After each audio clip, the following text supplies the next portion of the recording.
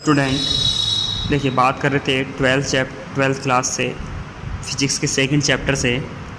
तो उसमें देखिए अभी तक हमने काफ़ी कुछ पढ़ चुका था और लास्ट में हमने बात की थी जो फर्स्ट और सेकंड चैप्टर से कंबाइंड था, यानी इलेक्ट्रोस्टैटिक जो बिहेवियर है कंडक्टर का वो कैसा होता है उसके बारे में बात की थी।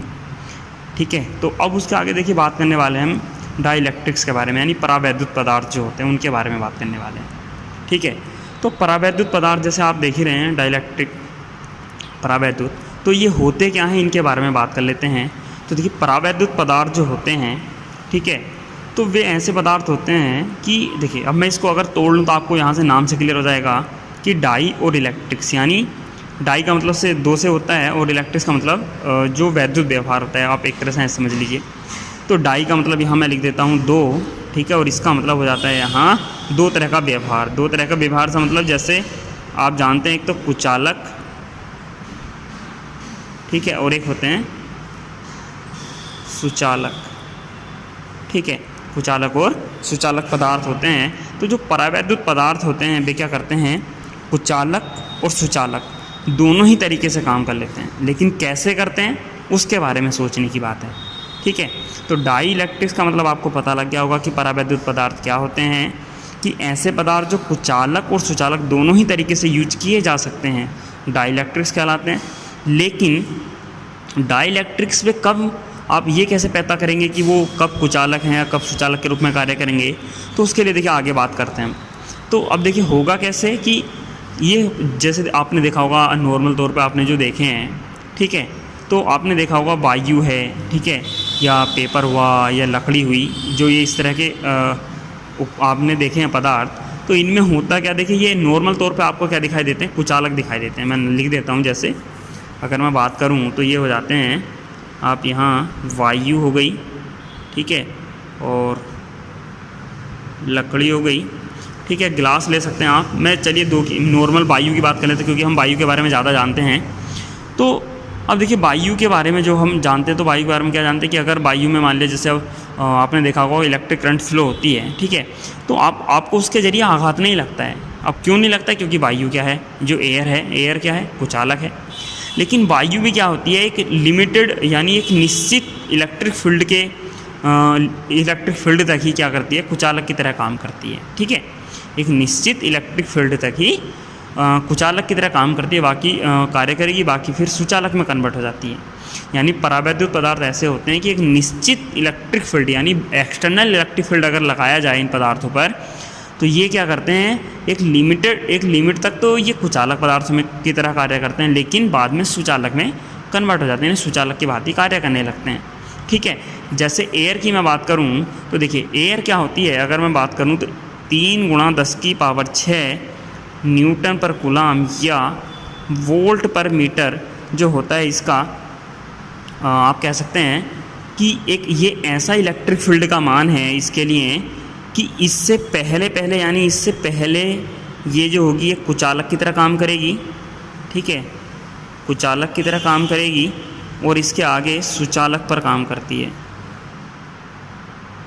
इसके आगे सुचालक की तरह काम करती है। कौन, वायु की बात कर रहे हैं हम, ठीक है, किसकी बात कर रहे हैं, वायु की हम बात करके चल रहे हैं। तो इसका मतलब अगर मैं जैसे देखिए अब एक कोई आप जैसे हमने क्या बात की, अगर मैं बात करूँ लकड़ी की बात करता हूँ, चलिए ठीक है, तो लकड़ी एक लकड़ी रखी है और आप क्या कर रहे हैं, उसके चारों इलेक्ट्रिक फील्ड क्रिएट कर रहे हैं। जैसे जैसे आप इलेक्ट्रिक फील्ड को बढ़ाते चले जाएंगे, तो क्या होगा क्या कि एक निश्चित इलेक्ट्रिक फील्ड के बाद ये लकड़ी सुचालक पदार्थ के रूप में कार्य करने लगेगी, यानी सुचालक के रूप में कार्य करेगी। जो सुचालक पदार्थ होते हैं कुचालक की भांति कार्य नहीं करेगी। ठीक है, क्लियर हो गया आपको। तो अब देखिए आगे क्या होगा कि अब ये कुचालक इस चीज़ को तो आपको पता लग गया होगा कि अब ये जो है ई, तो ये ई क्या है, मैक्सिमम ऐसा इलेक्ट्रिक फील्ड होगा जहाँ तक ये जो वायु है ये इंसुलेटर की तरह काम करेगी, कंडक्टर की तरह नहीं करेगी।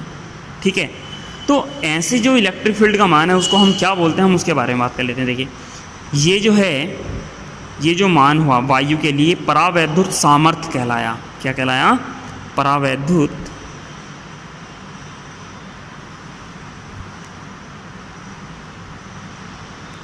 ये परावैद्युत सामर्थ्य कहलाया। ठीक है, कि इस परावैद्युत सामर्थ्य से क्या मतलब है ये जान लेते हैं। देखिए कि ऐसा बाह्य वैद्युत क्षेत्र या ऐसा अधिकतम बाह्य वैद्युत क्षेत्र जहाँ तक या जिसके लगाने से पहले तक जो वस्तु है, जो पदार्थ है, कुचालक पदार्थ है, वो कुचालक के रूप में ही कार्य करता है और इसके आगे या इस पर सुचालक पदार्थ के रूप में कार्य करने लगे। ऐसी जो मैक्सिमम इलेक्ट्रिक फील्ड इंटेंसिटी है या इलेक्ट्रिक फील्ड होगा आपका, वो क्या कहलाएगा, इसका परावैद्युत सामर्थ्य कहलाता है। ठीक है।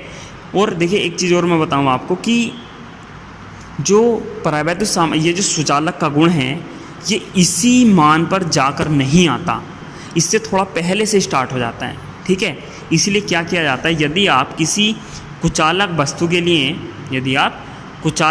के लिए उसका व्यवहार का पता लगाना चाह रहे हैं कि वो मान लिया उसके कुचालक व्यवहार की आप बात करना चाह रहे हैं कि कुचालक व्यवहार में प्रदर्शित करेगा नहीं करेगा, किसी इंस्ट्रूमेंट में आप लगा रहे हैं, तो उसके लिए आपको दो चीज़ों का पता होना ज़रूरी है। पहली चीज़ जो है वो है कि आपने वहाँ कितना इलेक्ट्रिक फील्ड अप्लाई कर रखा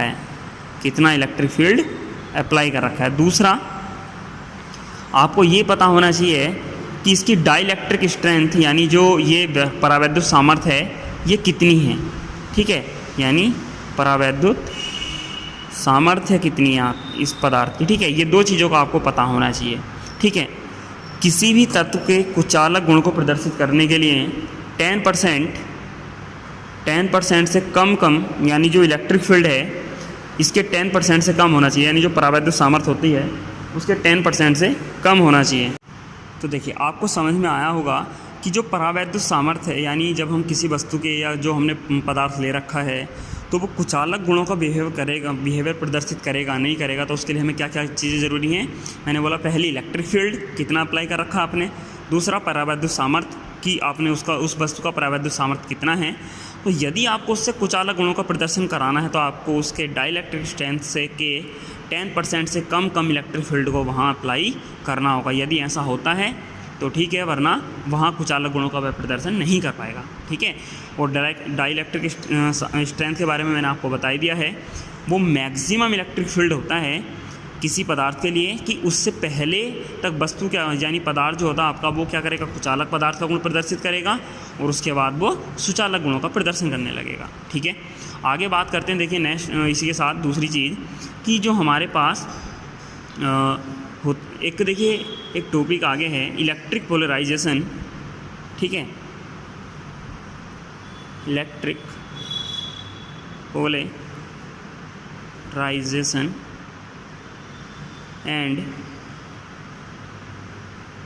कोरोना डिस्चार्जिंग। ठीक है। कोरोना डिस्चार्जिंग, तो ये आपका क्या है टॉपिक है। अब इसमें है क्या, देखिए इस टॉपिक में इलेक्ट्रिक पोलराइजेशन, देखिए इसके बारे में मैं आपको पहले भी बता चुका हूँ कि इलेक्ट्रिक पोलराइजेशन क्या होता है। इसमें होता क्या है, देखिए कि जो आप ये जानते हैं, देखिए कि जब हम किसी बलागुण की बात करते हैं तो इलेक्ट्रिक फील्ड यदि ना हो, यानी इलेक्ट्रिक फील्ड की प्रेजेंस में अब्सेंस में ये क्या होता है, इसकी वैल्यू जो हो जाती है वो कितनी हो जाती है, 0 हो जाती है। ठीक है। क्या हो जाती है, 0। लेकिन जैसे ही हम क्या करते हैं जब हम एक्सटर्नल क्या लगाते हैं, इलेक्ट्रिक फील्ड लगाते हैं। ठीक है। तो उस टाइम क्या होता है, यानी बाह्य वैद्युत क्षेत्र जब हम लगाते हैं, ठीक है, तो उस टाइम क्या होता है, जो परावैद्युत पदार्थ होता है वो क्या होने लगता है, वहाँ उस परावैद्युत पदार्थ के जो अध्रुवीय अणु होते हैं उनमें टो उत्पन्न हो जाता है। ठीक है, समझ रहे हैं। यानी मैंने पहले भी आपको बताया कि ध्रुवीय और अध्रुवीय अणुओं के बारे में बताया था कि ध्रुवीय अणु वे होते हैं जिनके जो पॉजिटिव और निगेटिव चार्ज का जो सेंटर पॉइंट होता है वो एक हो, उनको ध्रुवीय बोलते हैं, और जिनमें अलग अलग होता है उनको बोलते हैं अध्रुवीय, है ना। तो अध्रुवीय अणुओं के मध्य क्या हो जाता है, टो उत्पन्न होने लगता है, और इसी घटना को हम बोलते हैं इलेक्ट्रिक पोलराइजेशन। क्लियर हुआ। यानी जब आप किसी परावैद्युत पदार्थ के लिए बाह्य इलेक्ट्रिक फील्ड अप्लाई करते हैं, कौन सा बाह्य इलेक्ट्रिक फील्ड अप्लाई करते हैं, तो उसके जो अध्रुवीय अणु होते हैं, उसके जो अध्रुवीय अणु हैं, तो इनमें क्या उत्पन्न हो जाता है, टो उत्पन्न हो जाता है। क्या उत्पन्न हो जाता है, टो उत्पन्न हो जाता है, और यही घटना क्या कहलाती है, इलेक्ट्रिक पोलराइजेशन कहलाती है। ठीक है, क्लियर हो गया। अब उसके आगे देखिए क्या होता है, आपने जैसे ही क्या करते हैं, आप इसको जैसे जैसे धीरे धीरे और बढ़ाते हैं, तो अब क्या होता है कि जो हमारे पास बाह्य इलेक्ट्रिक फील्ड हम और बढ़ा रहे हैं, तो इसका मतलब देखिए अब ये पॉजिटिव चार्ज आप ये मान के चलिए और ये है निगेटिव चार्ज, ठीक है। अब इलेक्ट्रिक फील्ड की जो डायरेक्शन है, मान लिया आप ये समझ के चलिए कि ये इलेक्ट्रिक फील्ड की डायरेक्शन है, तो जो पॉजिटिव चार्ज होगा वो इसी ओर जाने लगेगा, ठीक है, सॉरी इससे दूर जाने लगेगा, ठीक है, और निगेटिव चार्ज इसकी ओर आने लगेगा, निगेटिव चार्ज। तो इन दोनों के बीच में जो दूरियाँ होती है वो और भी ज़्यादा बढ़ने लगती है। अब दूरियाँ बढ़ने से क्या होगा, इनके बीच में दूरी और बढ़ने से जो ये आपके आवेश होता है ये पॉजिटिव और निगेटिव आयन्स में टूट जाते हैं। क्या किस में टूट जाते हैं? आयन में टूट जाते हैं। अब आयन में टूटने से क्या होता है कि अब आपके पास मुक्त आयन होंगे जो वहाँ इलेक्ट्रिक करंट को फ्लो कर सकते हैं, यानी आपका इलेक्ट्रिक फील्ड क्रिएट कर सकते हैं।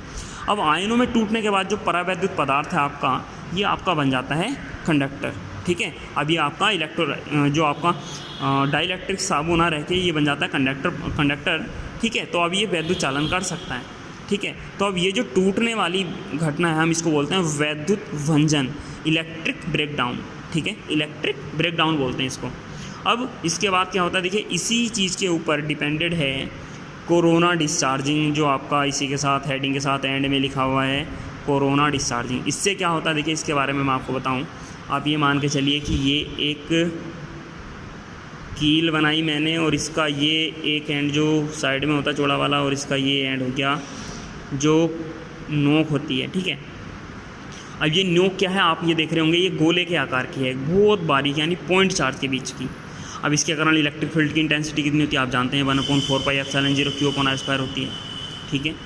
यानी इसके कारण क्या होगी, ये जो पॉइंट है इलेक्ट्रिक फील्ड उत्पन्न होगा, यानी यहाँ आप ऐसे समझ के चलिए इलेक्ट्रिक फील्ड उत्पन्न हुआ।